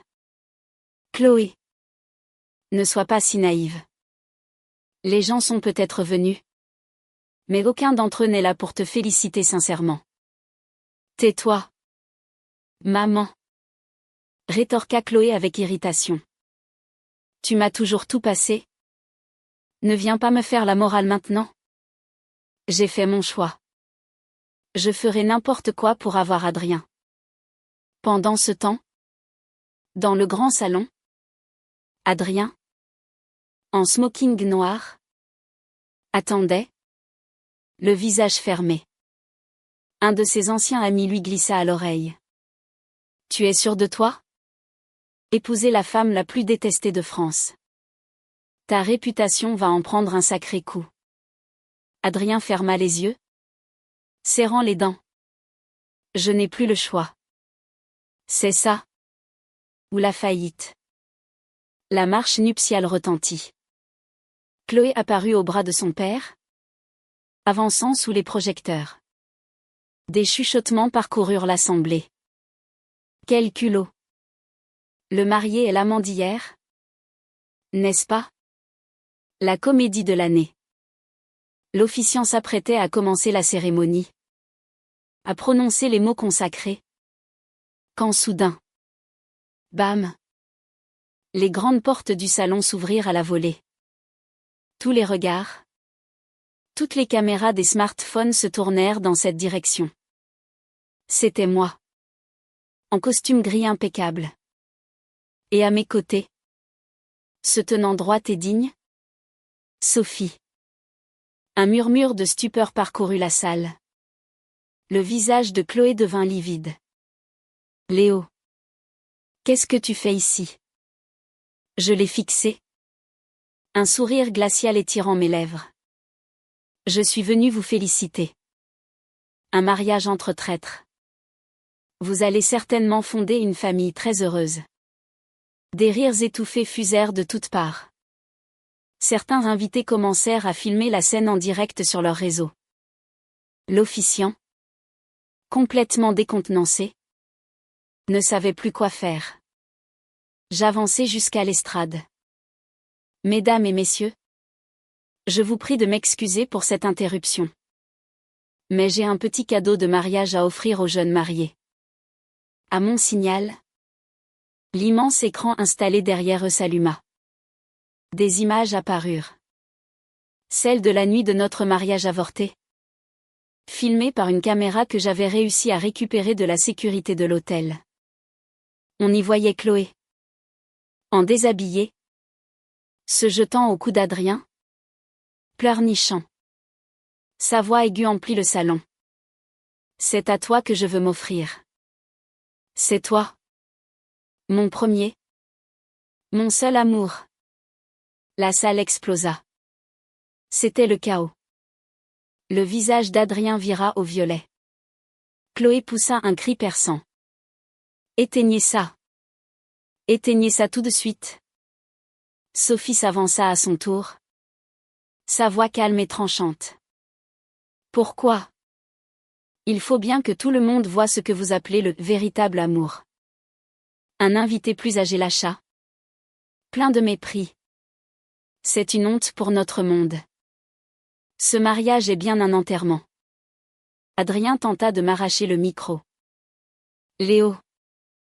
Tu vas trop loin. Je l'esquivai d'un pas de côté. Trop loin. Je ne fais que commencer. Tout ce que vous m'avez pris, je le reprendrai. Au double.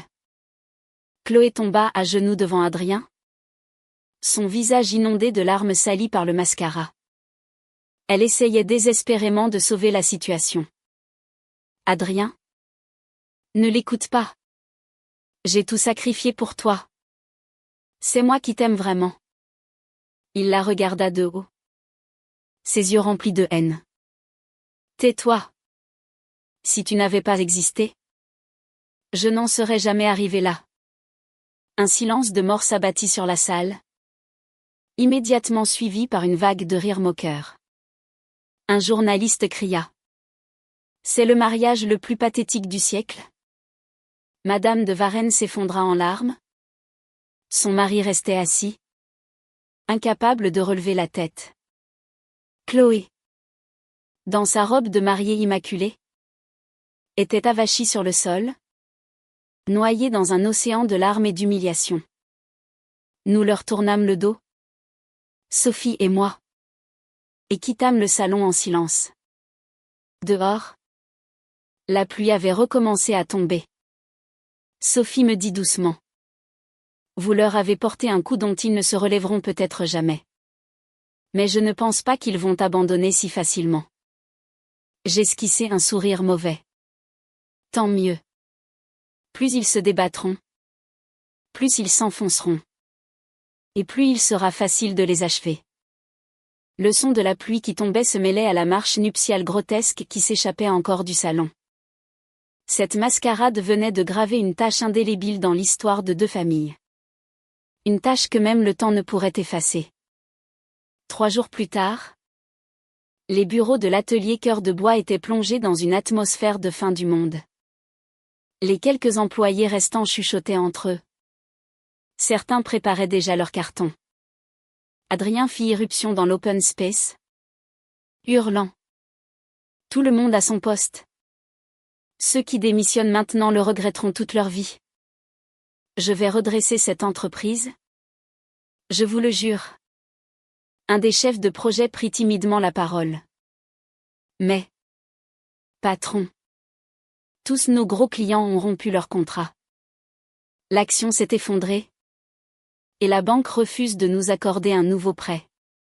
Sans argent frais, nous ne tiendrons pas. La ferme, aboya Adrien. Tant que je serai en vie, cette entreprise ne mourra pas. À ce moment, la porte s'ouvrit et Chloé entra. Elle portait une robe moulante et un rouge à lèvres écarlates. Son regard était dur, déterminé, malgré l'ombre d'inquiétude qu'il dissimulait. Adrien? J'ai une idée. Quoi encore? J'ai contacté de vieux amis de la famille. Ils sont prêts à nous aider financièrement. Mais... Elle s'approcha de lui et dit d'une voix claire. À condition que je devienne la nouvelle directrice légale de l'entreprise. Tu gardes la direction opérationnelle? Mais nous partagerons le pouvoir. Avec ta réputation actuelle, personne ne te fera confiance. Adrien frappa la table du poing. Quoi? Tu veux prendre le contrôle de ma société? Chloé passa ses bras autour de son cou. Sa voix soudain mielleuse. Pas prendre le contrôle. Mon amour. La sauver. Ensemble. Tu n'as pas confiance en moi? Nous sommes mari et femme. Non. Il la repoussa. Les yeux injectés de sang. Arrête ta comédie. Je sais très bien que tu essaies de profiter de ma chute. Si seulement je ne t'avais jamais rencontré. La voix de Chloé devint glaciale. C'est vrai. Mais tu sembles oublier que tu n'es pas innocent non plus. C'est toi qui as trahi Sophie. C'est toi qui es venu dans mon lit. Arrête de jouer les martyrs. Tu as tout perdu? Tu n'as pas d'autre choix que de t'appuyer sur moi. Adrien serra les poings, voulant crier. Mais aucun son ne sortit. Ces mots l'avaient poignardé en plein cœur. Au même moment, son téléphone sonna. C'était un message du dernier client qui lui restait. Nous sommes au regret de mettre fin à notre collaboration. Nous ne pouvons pas nous permettre d'associer notre nom au vôtre. Il fracassa le téléphone contre le sol. Les salauds. Ils sont tous de mèche avec du bois. Ils veulent ma mort. Quelques jours après ce mariage humiliant, l'action de l'atelier Cœur de Bois ne valait plus rien. Les médias titraient chaque jour « La chute d'Adrien Moreau, DE l'enfant prodige DE l'architecture à la ruine totale ». La moitié des employés avaient déserté les bureaux, qui sonnaient désormais creux. Dans son bureau, Adrien jetait des verres contre les murs, tremblant de rage. Chloé le regardait froidement. Assise sur le canapé, elle examinait ses ongles d'un air ennuyé. « Adrien, je te l'ai déjà dit. La seule solution, c'est que je prenne les devants pour trouver des fonds. Si tu continues à t'obstiner, l'entreprise va vraiment mourir. » Il la foudroya du regard. « Te céder la direction ? Pour que tu puisses me poignarder dans le dos et me voler ma société ? Je préférerais encore vendre mon âme au diable. » Chloé haussa un sourcil, une moue dédaigneuse aux lèvres. « Si tu veux vendre ton âme, libre à toi. Tant que j'obtiens des résultats, peu m'importe la manière. » Ces mots furent l'étincelle qui mit le feu aux poudres. Cette nuit-là, Adrien prit sa voiture et roula jusqu'à un quartier malfamé de Marseille. Des néons criards illuminaient une ruelle sombre. Des basses puissantes faisaient vibrer le sol. À l'entrée d'un club privé, un homme tatoué lui barra le passage. « Tu cherches qui ? Je veux voir le borgne. » L'homme eut un sourire mauvais et le conduisit à un salon VIP à l'arrière. Dans la pièce enfumée, un homme avec un bandeau sur l'œil tirait sur un cigare. Il était assis au fond, entouré de gardes du corps à l'allure patibulaire. « Adrien Moreau ?» dit l'homme d'une voix rauque. « L'architecte prodige qui a tout perdu.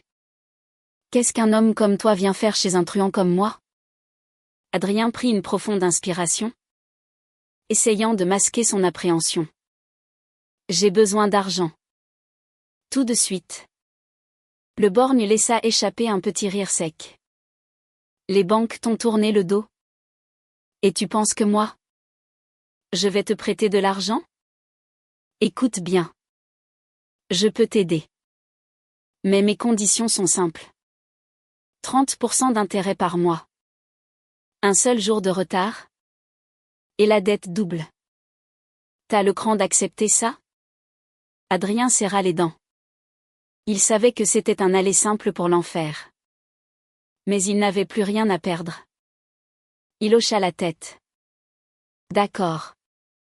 J'accepte tes conditions. » Le borgne plissa son unique œil valide. « Bien. Mais il me faut une garantie. Qu'est-ce que tu as à m'offrir ? » Adrien hésita une fraction de seconde. Puis, dans un murmure de désespoir, il lâcha. « Les parts de mon entreprise. Et ma femme, Chloé de Varenne, se portera garante. » Les hommes de main présents dans la pièce éclatèrent d'un rire gras. Mettre sa femme en garantie. Il a du cran. Le petit bourgeois lança l'un d'eux. Le visage d'Adrien devint écarlate, mais il encaissa l'humiliation sans un mot. Quelques jours plus tard, lorsque Chloé apprit la nouvelle, elle entra dans une crise d'hystérie. « Mais tu es devenu fou ? Tu as utilisé mon nom comme garantie pour un prêt auprès de la pègre ? Si tu ne peux pas rembourser, tu vas me livrer à ces monstres ? » Adrien, les yeux injectés de sang, lui hurla en retour. « Sans cet argent, nous sommes finis tous les deux. Tu préfères quoi ? Vivre le reste de ta vie dans la honte ? Ou tenter le tout pour le tout ? » La peur fit trembler Chloé. Mais elle reprit rapidement contenance. Sa voix se fit plus basse, plus calculatrice. D'accord. Je signerai les papiers. Mais promets-moi. Promets-moi que tu vas redresser l'entreprise. Parce que si tu échoues, c'est moi qui ne te le pardonnerai pas. Pendant ce temps, dans les bureaux de Ciel Azur Tech, Sophie et moi faisions le point. Elle posa un rapport sur la table. L'air inquiet. J'ai reçu des informations. Adrien a obtenu des fonds d'une organisation criminelle de Marseille. C'est une manœuvre désespérée, mais dangereuse. S'il parvient à se maintenir à flot, même temporairement, notre plan pourrait être compromis. Je souris froidement. L'argent emprunté à la pègre ne fera qu'accélérer sa chute. Il est en train de s'enfoncer tout seul dans les sables mouvants. Nous n'avons qu'à regarder. Notre travail, c'est de préparer le coup de grâce. Sophie hocha la tête, murmurant. Le coup de grâce. Je serrai le poing. La flamme de la haine se ranima dans mes yeux. Je vais frapper là où ça fait le plus mal. Son plus grand point faible, c'est l'avidité de Chloé.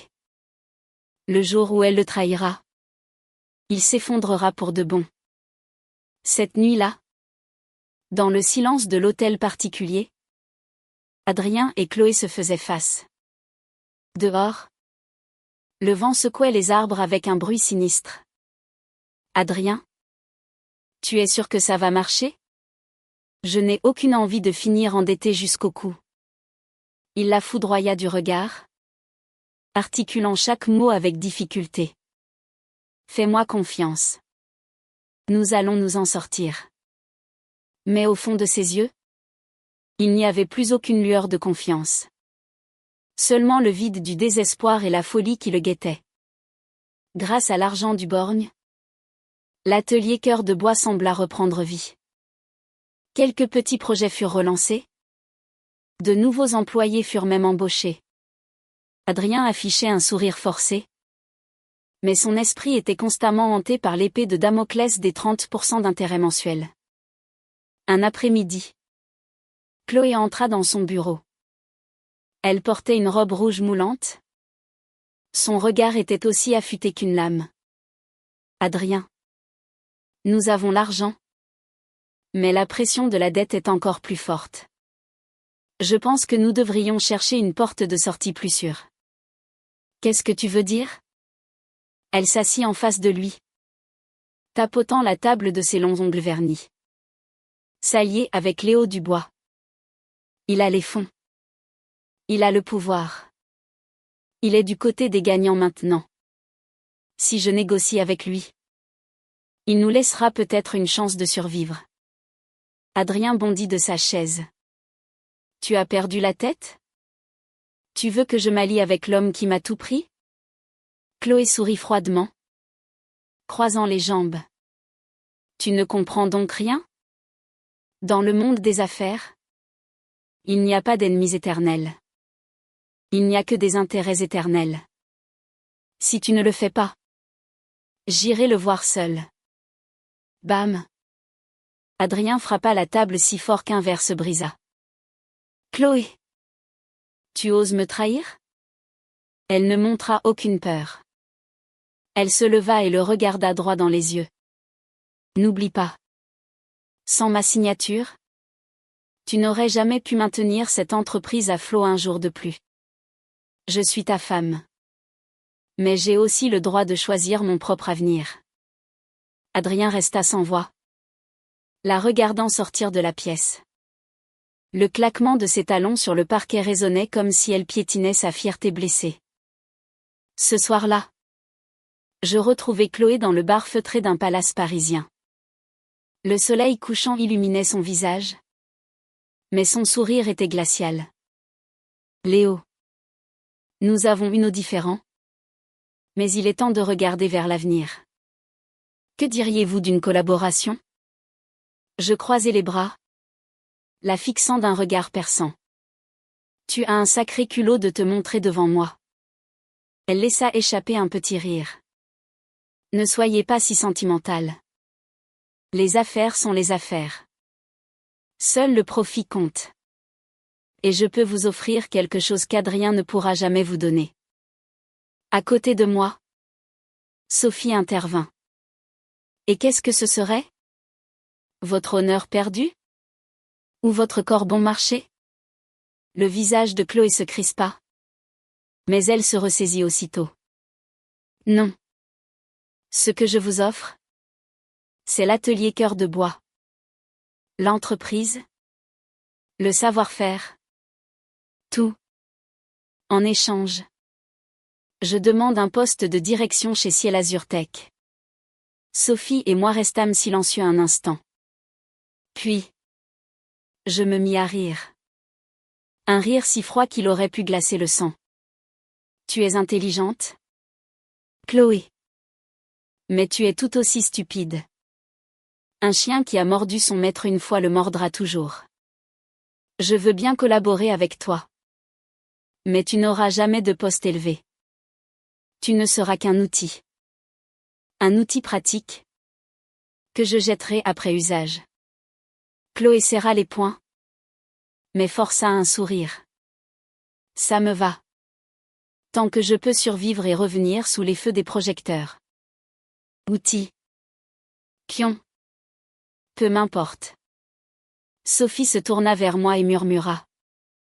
Vous lui faites confiance? Je répondis d'une voix que seuls nous pouvions entendre. Je ne lui fais pas confiance. Mais je peux l'utiliser. Cette nuit-là, quand Adrien rentra, Chloé dégustait un verre de vin. L'air détendu. Où étais-tu? Demanda-t-il. Elle le regarda à peine.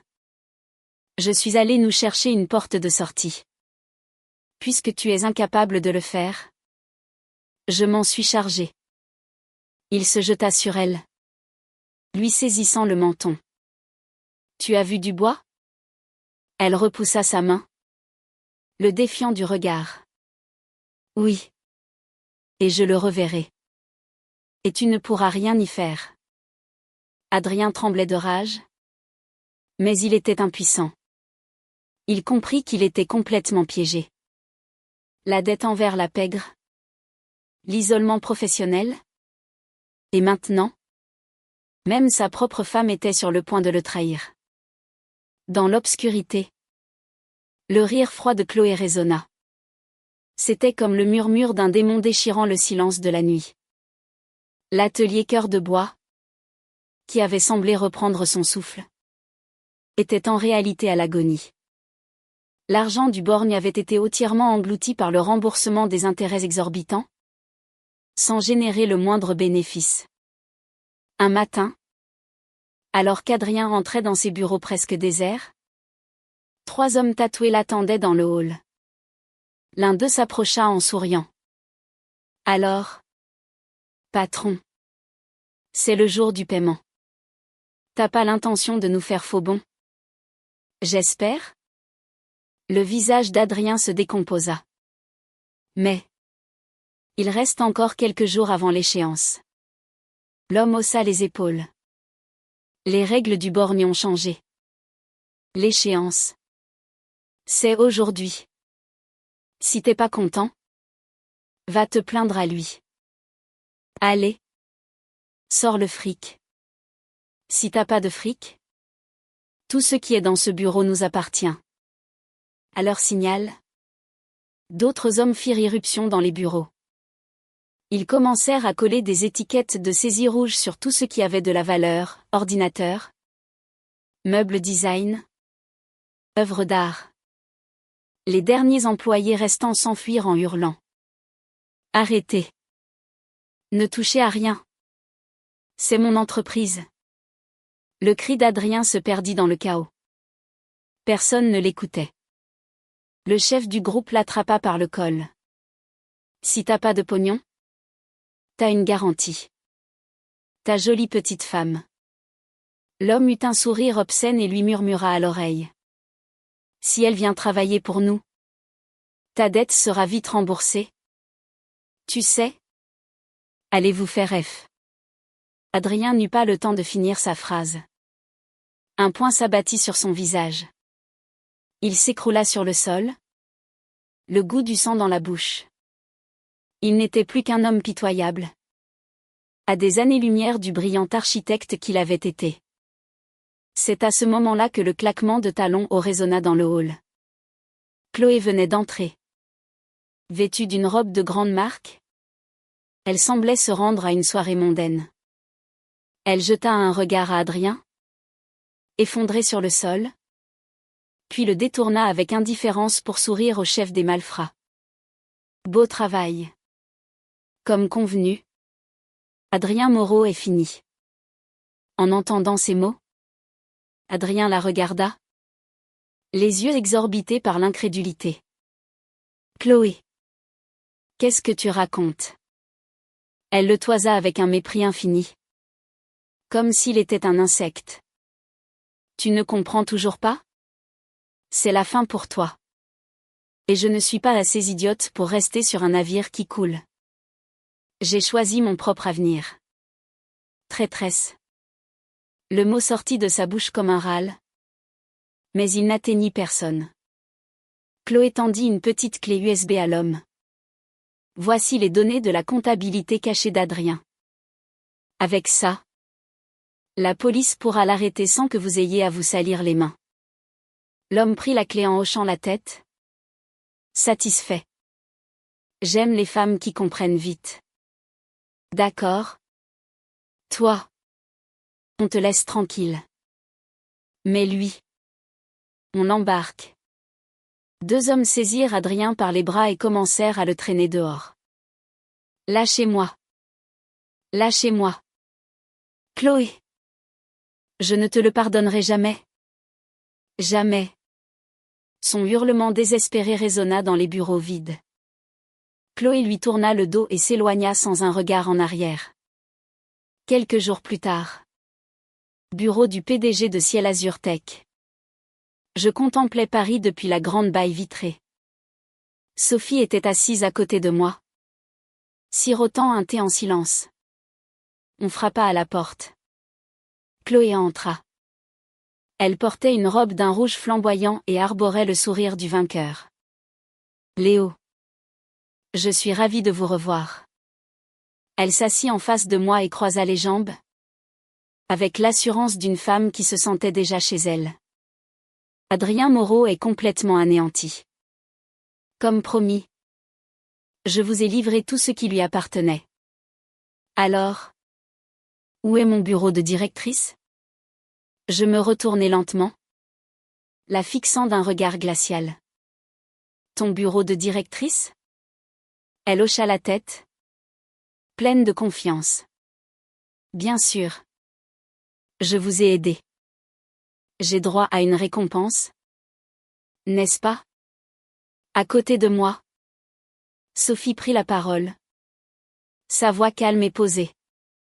Les gens comme vous. Nous ne les appelons pas des collaborateurs. Nous les appelons des traîtres. Chloé se tourna vers elle. Furieuse. Vous n'avez pas votre mot à dire. Je parle d'affaires. Ici. Je commençai à tapoter la table du bout des doigts. Le son sec et régulier augmentait la tension dans la pièce. Chloé. Tu ne comprends rien aux affaires. Dans ce monde, la confiance est l'atout le plus précieux. Toi. Qui a vendu ton mari? Trahi ton bienfaiteur. Qui est prête à trahir n'importe qui pour ton propre intérêt? Quelle valeur penses-tu avoir? Le sourire arrogant de Chloé s'effaça. Qu'est-ce que vous voulez dire? Vous m'avez piégé? Je ris froidement. Piégé? Ne dis pas de bêtises. Je t'ai simplement utilisé. Comme un outil. Pour détruire complètement Adrien? J'avais besoin que le coup vienne de la personne la plus proche de lui. Et tu as parfaitement joué ton rôle. Je t'en suis reconnaissant. Je me levai et jetai un journal sur la table devant elle. En première page, une photo prise à la dérobée montrait Chloé en train de livrer Adrien à la pègre. Le titre était énorme. La mariée de la honte vend son mari au diable. Qu'est-ce que c'est? La voix de Chloé n'était qu'un murmure tremblant. Je t'ai juste fait la même chose que ce que tu m'as fait. J'ai révélé toute l'histoire de ta trahison à la presse. À l'heure qu'il est, ton père doit être en train de gérer une crise majeure dans son entreprise. Comme pour confirmer mes paroles, son téléphone sonna. C'était son père. Elle décrocha d'une main tremblante. Nous entendîmes les hurlements de l'homme à travers le combiné. Je te renie. Je n'ai jamais eu une fille comme toi. Ne remets plus jamais les pieds dans cette maison. Le téléphone lui glissa des mains. Le visage de Chloé était blanc comme un linge. Non. C'est pas possible. Même papa. J'enfonçai le dernier clou. Adrien a été arrêté pour fraude et falsification de comptes. Tu seras bientôt interrogé par la police en tant que complice.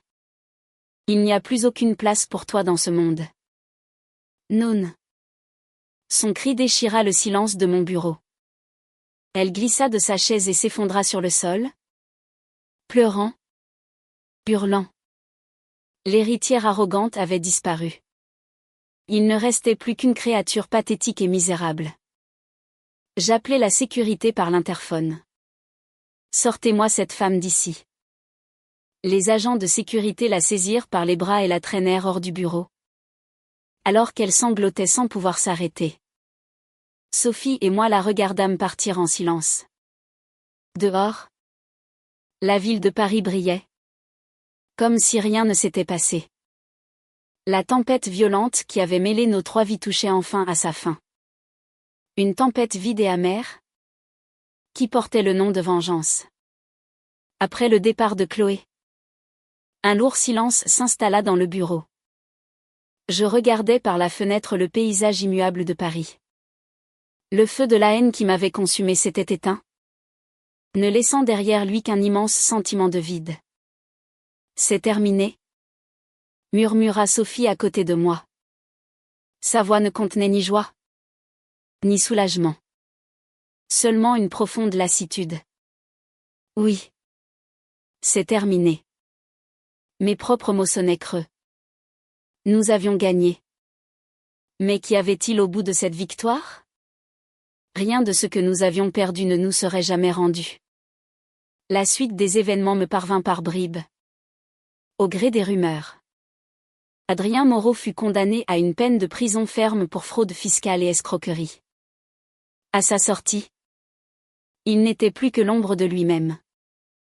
Il disparut sans laisser de traces. Retournant, disait-on, dans sa ville natale. Un port de pêche oublié de tous. Là-bas, il travaillait comme docker, vivant comme un fantôme. Les habitants connaissaient son passé et personne ne l'approchait. Il était socialement mort. Chloé de Varenne, après avoir été interrogée par la police, fut mise hors de cause, sa participation directe au crime d'Adrien n'ayant pu être prouvée. Mais la réalité qui l'attendait fut encore plus dure. Reniée par sa famille, abandonnée par ses amis, elle passa d'une vie de luxe à la solitude d'un petit appartement sordide dans un quartier populaire de Paris. La richesse, la gloire, l'amour qu'elle avait cherché à tout prix s'était effondré comme un château de sable. Elle était désormais prisonnière à vie de la cellule qu'elle avait elle-même construite, la solitude. La vengeance était accomplie. Mais mon cœur restait lourd. Mon ciel intérieur obstinément gris. Un jour, je reçus une lettre de Sophie. Cher Léo, j'espère que vous allez bien. Depuis ce jour terrible, nous avons combattu ensemble, unis par un seul but, la vengeance. Sans votre soutien, je n'aurais jamais pu me relever de ce désespoir. Je vous en suis infiniment reconnaissante. J'ai récemment ouvert une petite galerie d'art à Honfleur, au bord de la mer. En priant pour le repos de l'âme de mon enfant, je vais essayer de vivre une vie paisible, entourée de beauté. Notre alliance prend fin ici. Désormais, c'est en tant qu'amie que je vous souhaite sincèrement un avenir serein. Sophie Durand. En lisant sa lettre, je fermais les yeux. Elle avait réussi. Elle était allée de l'avant, avec une force et une rapidité qui forçaient mon admiration. J'avais l'impression d'être le seul à être encore piégé dans les décombres de ce jour maudit. 5 années s'étaient écoulées depuis. Ciel Azur Tech avait connu une croissance spectaculaire. J'étais devenu l'un des noms les plus respectés de la tech française. Mais je savais au fond de moi que je m'étais jeté à corps perdu dans le travail pour une seule raison, fuir le vide qui me rongeait de l'intérieur. J'avais gagné la guerre, mais la paix m'était étrangère. Un week-end ensoleillé d'automne, je pris ma voiture et je roulai jusqu'en Normandie. Je me garai à Honfleur, ce petit port de cartes postales aux ruelles pavées et aux maisons à colombages. L'air sentait bon l'iode et le caramel. Sa galerie se trouvait dans une petite rue tranquille, à l'écart de la foule touristique. Une façade blanche. Une grande vitrine. À l'intérieur, des peintures et des sculptures baignaient dans une lumière douce et apaisante. Bonjour. Bienvenue. Une femme apparut de l'arrière-boutique. Elle portait une simple robe en lin blanc. C'était Sophie. Son visage était incroyablement serein, lumineux, à des années-lumière de la femme brisée que j'avais connue. Léo. Elle parut surprise un instant, puis un sourire sincère illumina son visage. Vous êtes venu. Vous m'avez invité, répondis-je, un peu gauchement. Nous échangeâmes un sourire un peu timide. Le lien sombre de la vengeance qui nous avait unis n'existait plus. Il ne restait que 2 êtres humains qui avaient partagé une blessure profonde et qui avaient survécu. Nous quittâmes la galerie pour marcher le long du vieux bassin. Le cliquetis des mâts des voiliers. Le cri des mouettes. C'était un son paisible. Presque réconfortant. La vengeance ne nous a rien apporté. N'est-ce pas? Dis-je sans la regarder. Sophie hocha doucement la tête. Non. La haine ne fait que dévorer l'âme. Mais. Elle s'arrêta et se tourna vers moi. Son regard clair et direct. Mais sans vous, je me serais noyé dans cette haine. Vous m'avez sauvé, Léo. C'est moi qui devrais vous remercier, répondis-je. Sans vous, je serais devenu un monstre assoiffé de vengeance. Voir que vous réussissiez à guérir, à vous reconstruire, c'était ma seule lueur d'espoir. Nous nous dîmes merci. Des mots simples, mais qui venaient du plus profond de nos cœurs. Des mots qui, après 5 ans, sonnaient enfin vrais. Sur le chemin du retour, je fis un détour. Un détour que je n'avais pas osé faire depuis longtemps. Je me rendis à Étretat. Je me garai et je marchai jusqu'à ce petit cimetière marin qui surplombait les falaises majestueuses. Comme la toute première fois. 5 ans plus tôt, je déposai un lys blanc devant la petite pierre tombale. Ce jour-là, j'avais fait une promesse silencieuse à cet enfant que je n'avais jamais connu. Je vengerai ton absence. Je leur ferai payer. Mais aujourd'hui, ce n'était plus la haine qui habitait mon cœur. Je regardais la petite pierre et je murmurais. Comme si ce petit être pouvait m'entendre. Repose en paix. Ta maman est devenue une femme forte et magnifique. Elle va bien. Je relevai la tête. Le soleil couchant embrasait l'horizon, colorant la mer d'or et de pourpre. Je me tournai vers cette lumière éblouissante et je commençai à marcher. Lentement. J'avais l'impression de déposer enfin le lourd fardeau que je portais sur mes épaules depuis si longtemps. Dans une vie, la trahison laisse des cicatrices indélébiles. Pour un homme, l'honneur est parfois aussi précieux que la vie elle-même. Mais celui qui se laisse consumer par la haine pour récupérer ce qu'il a perdu finit par se perdre lui-même. La véritable force n'est peut-être pas de détruire. C'est de se relever des cendres, de rassembler les morceaux de sa vie et de reconstruire. Brique par brique. Patiemment. Ma véritable vie. Celle qui n'était pas définie par le succès ou la vengeance. Celle qui avait été anéantie le jour de ce mariage maudit. Commençait peut-être enfin. Aujourd'hui. Le temps a continué de s'écouler, emportant avec lui les souvenirs les plus vifs, polissant les angles les plus vifs de la douleur. Ciel Azur Tech est devenue une entreprise leader en Europe. J'aurais dû être comblé. Mais le succès avait un goût de cendre. Chaque contrat signé, chaque innovation lancée me rappelait le vide que j'essayais de combler. Sophie et moi sommes restés en contact. Des lettres. Au début. Puis des appels. Nous étions devenus des confidents.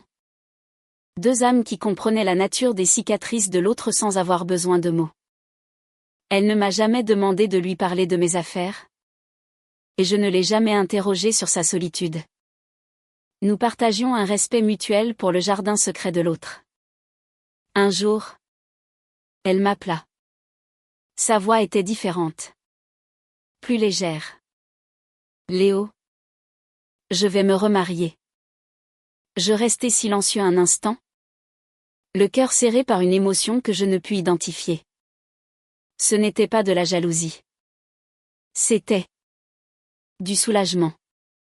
Et peut-être une pointe de tristesse de la voir s'éloigner définitivement du passé que nous partagions. C'est une merveilleuse nouvelle? Sophie. Je suis sincèrement heureux pour toi. Il s'appelle Thomas. Continua-t-elle. C'est un médecin. Il est doux. Patient. Il connaît mon histoire. Et il l'accepte. Il m'a aidé à comprendre que j'avais le droit d'être heureuse à nouveau. Tu le mérites plus que quiconque. J'aimerais que tu sois là. Léo. Comme un ami. Mon témoin. Sa proposition me prit au dépourvu. Le témoin de son mariage. L'ironie était presque cruelle. Mais je compris ce qu'elle voulait dire. C'était une façon de boucler la boucle. De transformer le symbole de notre douleur en un symbole d'espoir. Ce serait un honneur? Répondis-je. Son mariage fut tout le contraire du mien. Une petite cérémonie simple. Dans le jardin de sa maison à Honfleur. Entouré d'une poignée d'amis proches. Thomas était un homme bien. On le voyait dans la façon dont il la regardait. Avec une tendresse et une admiration infinie. En les voyant échanger leurs vœux. Je sentis une paix que je n'avais pas ressentie depuis des années. Elle avait réussi. Elle avait transformé sa douleur en sagesse. Et sa solitude en amour. Après la cérémonie. Alors que le soleil se couchait sur l'estuaire de la Seine. Nous nous retrouvâmes seuls un instant. Tu vois. Léo. Me dit-elle doucement. La vie peut recommencer. Même après le pire. Il faut juste trouver le courage de laisser le passé derrière soi. Tu es bien plus courageuse que moi. Sophie. Elle posa sa main sur la mienne. Non. Tu as juste une dernière chose à faire. Pardonner. Pas à eux. Mais à toi-même. Ces mots résonnèrent en moi pendant tout le trajet du retour vers Paris. Pardonner. Le pouvais-je? Je n'avais jamais pensé en ces termes. Ma quête avait été celle de la justice. De la rétribution. Pas du pardon. Quelques semaines plus tard, je reçus une lettre inattendue. L'écriture était tremblante. Presque illisible. Elle venait d'un hôpital psychiatrique de la banlieue parisienne.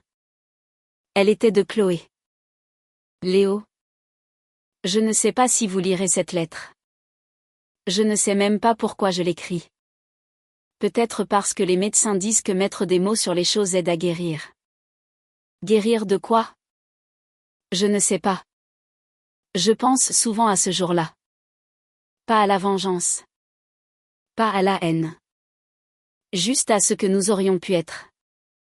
J'étais jeune. Stupide et pourri gâté. J'ai tout détruit parce que je croyais que l'amour était un jeu. Une passion dévorante. Je n'ai jamais compris ce qu'était le véritable amour. Ni la véritable solitude. Je ne vous demande pas de me pardonner. C'est impossible. Je voulais juste que vous sachiez que je suis désolée. Pas pour ce que j'ai perdu. Mais pour ce que je vous ai fait perdre. Et pour cet enfant. Je pense à lui tous les jours. Je ne serai jamais heureuse. Je le sais. C'est ma punition. J'espère juste qu'un jour, vous pourrez l'être. Chloé. Je restai longtemps assis dans mon bureau. La lettre de Chloé entre les mains. Ce n'étaient plus les mots d'une manipulatrice, mais ceux d'une âme brisée qui avait enfin pris la mesure de ses actes.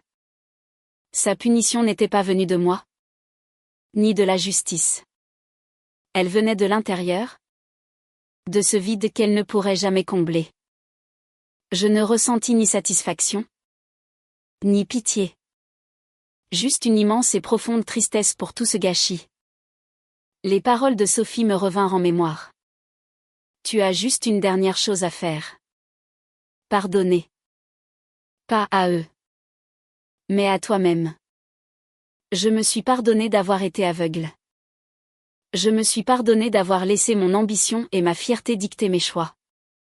Et surtout, je me suis pardonné d'avoir laissé la haine me consumer pendant 5 longues années. Ce soir-là, pour la première fois, j'ai pris une décision non pas en tant que PDG, mais en tant qu'homme. J'ai vendu mes parts majoritaires dans Ciel Azur Tech à mes plus proches collaborateurs, ceux qui étaient là depuis le début. J'ai gardé un rôle de consultant, mais je me suis retiré de la direction opérationnelle. L'argent, le pouvoir, tout cela avait perdu son sens. J'avais passé des années à construire un empire, mais j'avais négligé de construire une vie. Où va-t-on quand on n'a plus de guerre à mener? J'ai commencé à voyager. Pas dans des hôtels de luxe, mais avec un sac à dos. J'ai parcouru les sentiers des Alpes, navigué sur les côtes bretonnes, flâné dans les vignobles de Bourgogne. Je réapprenais à vivre simplement. À apprécier la chaleur du soleil sur ma peau. Le goût d'un pain de campagne. La beauté d'un paysage. Je parlais peu.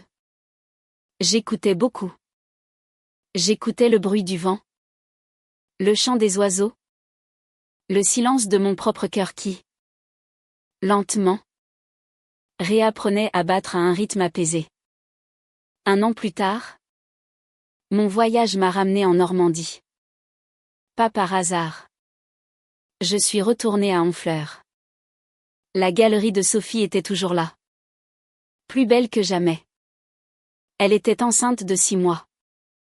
Le bonheur irradiait d'elle.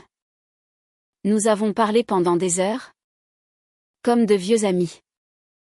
Je lui ai raconté mon voyage, mes doutes, ma lente reconstruction. Et maintenant, Léo, que allez-vous faire? M'a-t-elle demandé. Je ne sais pas encore, ai-je répondu honnêtement. Mais pour la première fois, l'inconnu ne me fait pas peur. Je suis restée en Normandie. J'ai acheté une petite maison de pêcheur abandonnée près d'Étretat, avec vue sur la mer. La même mer que je contemplais depuis ce cimetière. J'ai passé des mois à la retaper de mes propres mains. Le travail physique m'épuisait, mais il me purifiait.